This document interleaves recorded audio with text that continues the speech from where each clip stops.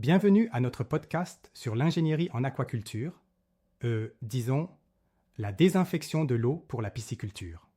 On va explorer comment réduire les micro-organismes, IA, mais pas totalement les stériliser, d'accord? Absolument. Et c'est vraiment fascinant. On parle de 5 ou 6 méthodes différentes, non? Mhm. C'est impressionnant. Exactement. On distingue bien la désinfection qui vise à réduire le nombre de bactéries, virus, champignons et parasites à un niveau acceptable.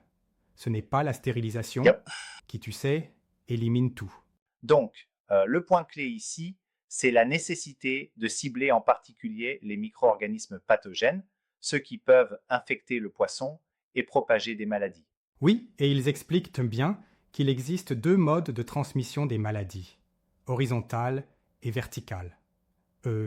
La transmission horizontale, par contact, direct ou indirect, et la verticale, via les œufs ou le sperme.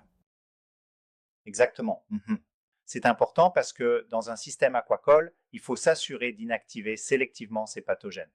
Donc, on ne doit pas réduire seulement le nombre global de micro-organismes, mais surtout cibler ceux qui font mal aux poissons. En effet, et la réflexion se poursuit en détaillant plusieurs méthodes de désinfection. On peut diviser ces méthodes en agents chimiques et non chimiques, ou encore en 4 groupes, chimique, physique, mécanique et radiation. Oui, c'est ça. Parmi les agents chimiques, on compte le chlore, le brome, l'iode, l'ozone et même l'alcool, n'est-ce pas? Et ça joue un rôle crucial en oxydant la matière organique. Exactement.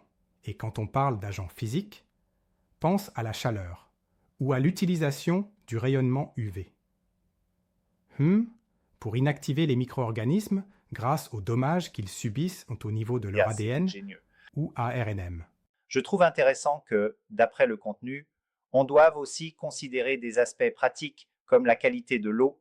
Par exemple, l'eau d'entrée pure est plus facile à désinfecter que l'eau sortie chargée en particules. Absolument.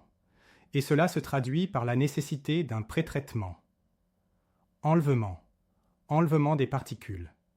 Autrement dit, il faut retirer la turbidité et la matière organique avant toute désinfection. Tout à fait.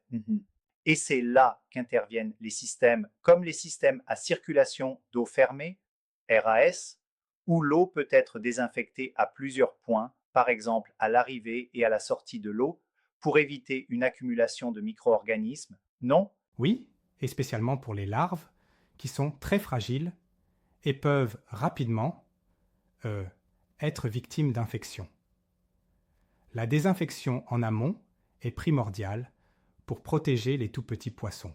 Parlons maintenant de la méthode UV qui m'a beaucoup intrigué. On voit que l'UV est utilisé pour endommager l'ADN et ainsi détruire les micro-organismes et empêcher leur reproduction. C'est assez scientifique. Exactement.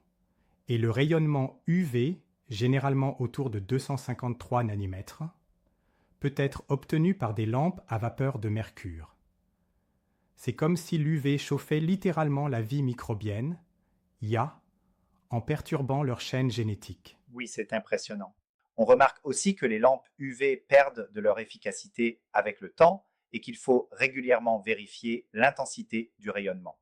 Une maintenance cruciale pour garantir une désinfection fiable. Précisément, et il mentionne que la surface des tubes en quartz peut se salir.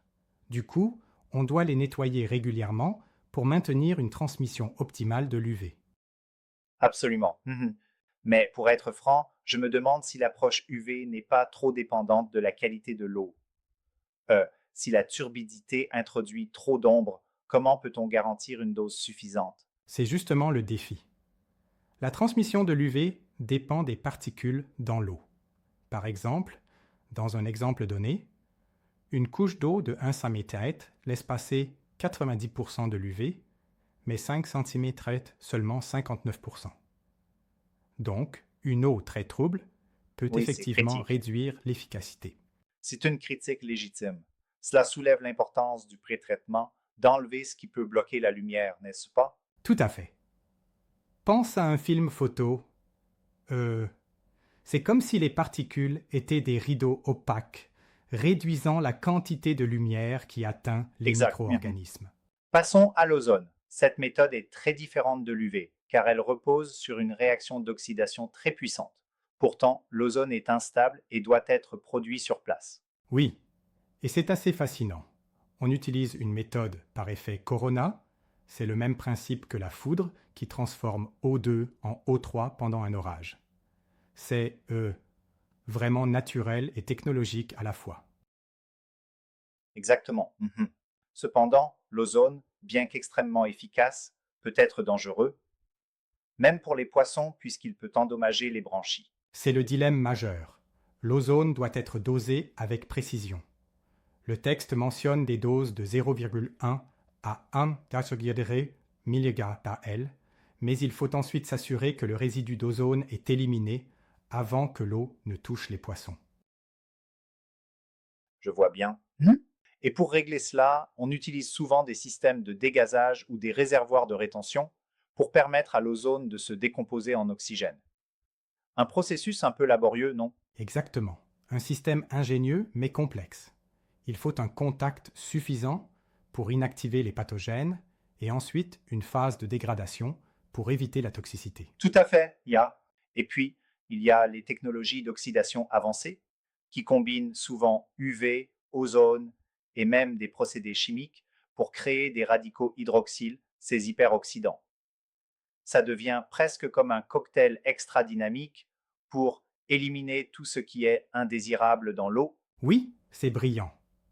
Les radicaux hydroxyles ont un potentiel d'oxydation supérieur à celui de l'ozone, ce qui permet une réaction ultra rapide pour décomposer la matière organique. J'apprécie l'analogie du champ de bataille utilisé dans le texte pour expliquer le potentiel redox.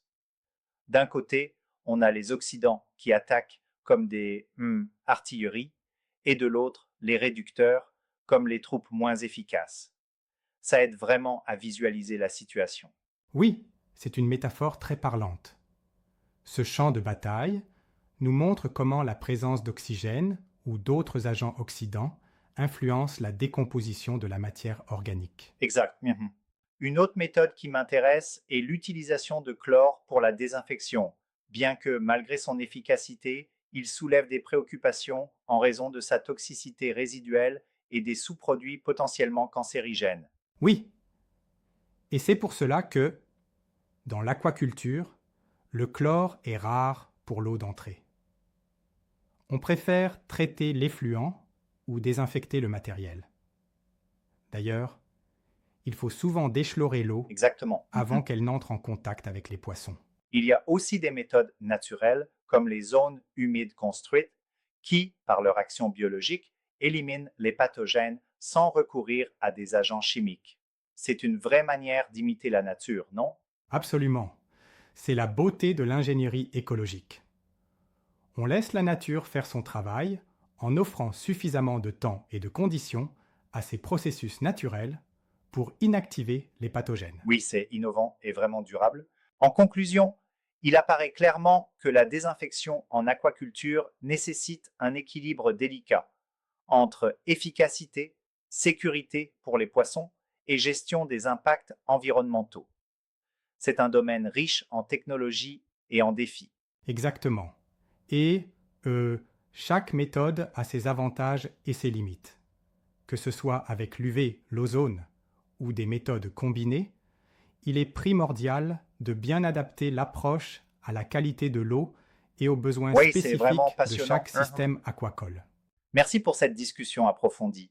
J'espère que notre échange a permis de décortiquer les subtilités de ces technologies essentielles pour une aquaculture durable. Merci également. C'était un plaisir d'aborder ces points pleins de détails techniques et d'innovation. À bientôt pour un prochain épisode sur nos défis dans l'ingénierie aquacole.